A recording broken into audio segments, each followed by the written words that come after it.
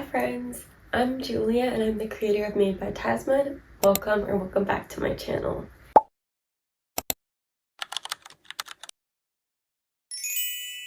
As you saw in last week's video, I did a work week in my life small business vlog where I showed you more of the behind the scenes of being a content creator and also opening up a bit about how I felt about crocheting, content creation, as well as my journey as a dancer.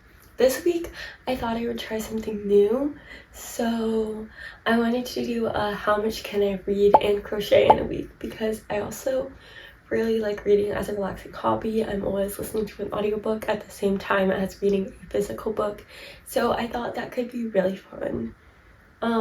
That's it for now. Let's get into the video.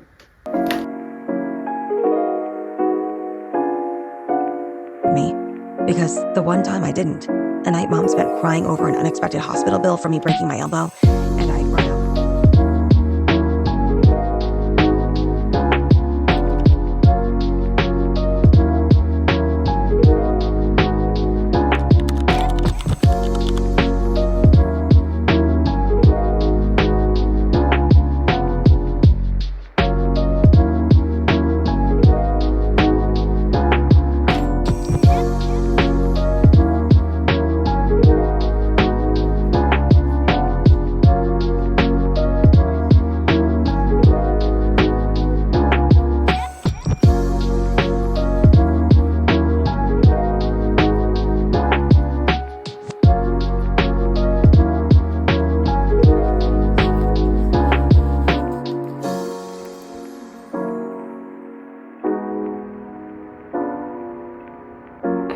It's day 2 of my how much can I read and crochet in a week.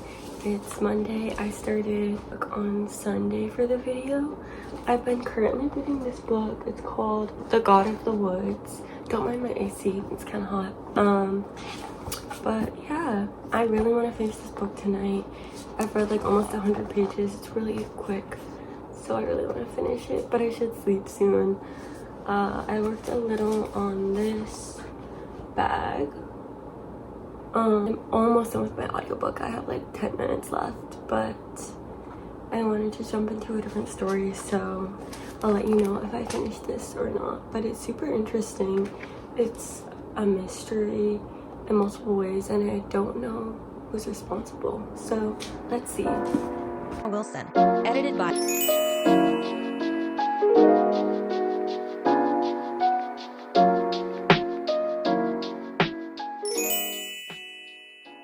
Hi friends, so on Tuesday I finished both my audiobook and my physical book, and I finished Girls for the Summer and The God of the Woods, so I'm going to talk a bit about them and my thoughts.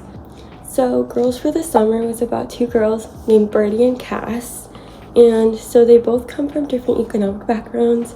Birdie is very rich, like her family pays for everything for her, but she always has to stream for her mom for social media. And Cass comes from a lower income family, and she actually works for Birdie's dad to make extra money. So at first they really hate each other because why would they like each other? No, I'm kidding. So basically they're from way different friend groups, and Cass hates like popular rich girls.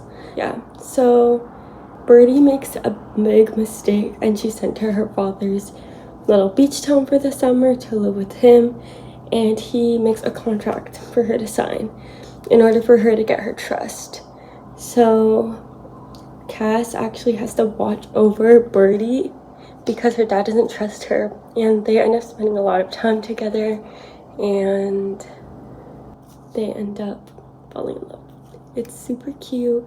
It's pretty light, but there's some conflicts to do with like why they think they can't be together, but I would recommend. I rated it 3.75 stars.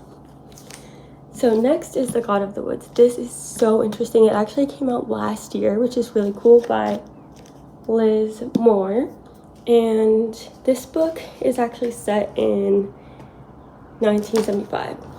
And in this book, there's a camp in the Adirondacks that this family owns, and the son of the family bear goes missing. And a few years later, Barbara, their daughter, also goes missing. So it follows like over different timelines, why they think they go missing. It has a lot of different characters' points of view, which I love, and this writing style was really easy for me to read quickly. So I really enjoyed that because I really wanted to know what would happen. And yeah, it's super interesting. There's a lot of family dynamics, like what's going on there, weird things.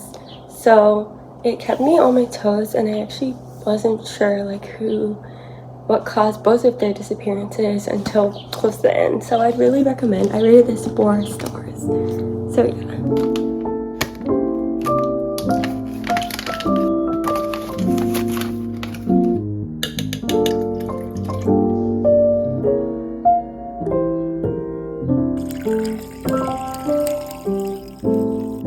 Research of any type, which is why no one knows how many mussels are extinct, or even why they are going extinct. Everywhere you look in the eastern forests.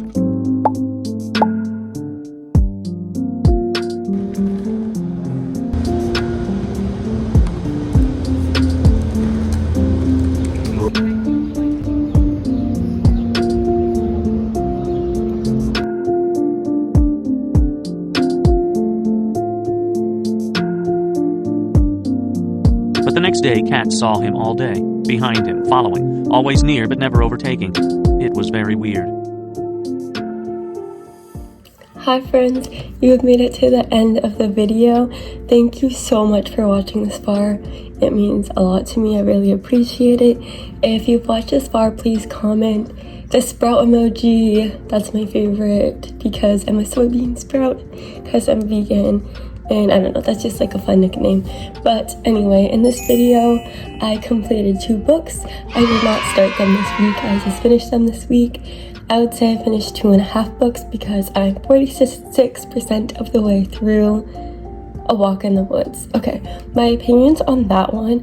Currently, it's sitting at a 3.75 while I'm at about 50% because it's pretty entertaining. It also includes the story of the writer and his friend's trip on the Appalachian Trail. It also includes some history, fun facts that he puts in with like comedic effects, so it's super interesting to learn about. However, there was one scene where he referred to Indians or Native Americans in a way that I didn't really agree with because it seemed like he was just talking about something that happened with them in history to relate to in a comedic way, and I didn't agree with that or resonate with that, so that's something I'm kind of weary about. But otherwise, it's pretty interesting. It's nonfiction. I like to read mostly memoirs or like poetry if it's nonfiction because I find it super interesting to learn about people's lives. But yeah, so for the crocheting, I did not finish a full project this week. I actually only worked on this for about maybe like an hour and a half. But an hour and a half is pushing it this week. It started like here-ish because I ended up getting super busy and had to submit in materials for a dance audition video. So I didn't get as much crocheting done as I wanted to, but this is where we're looking at on the green purse. I'll surely finish it next week. Let me know if you like this video or if you want to see more of this kind of reading and crocheting content or anything else you might want to see next. Anyway, take care for now. Bye, friends.